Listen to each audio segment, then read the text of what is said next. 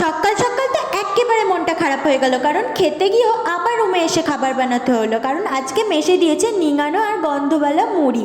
তারপর দেখো রোজকার রুটিন খাতা সারা না না রেকর্ড বুক লেখা স্টার্ট করে দিয়েছি। বিকেলবেলা মা হঠাৎ করে ফোন করে বলে আমার ফোনটা না একেবারে খারাপ হয়ে গেছে, আমাকে একটা ফোন সাজেস্ট করে দে তো।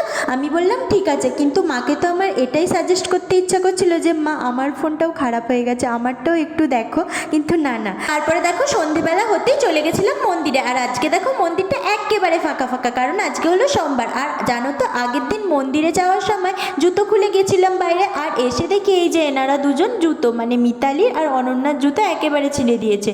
তারপরে রুমে এসে দেখি মিতালি বানাচ্ছে রুটি, গরম গরম দুটি। তারপরে দেখো আজকে তো আমার রেকর্ড বুক লেখা কমপ্লিট, ইয়ে।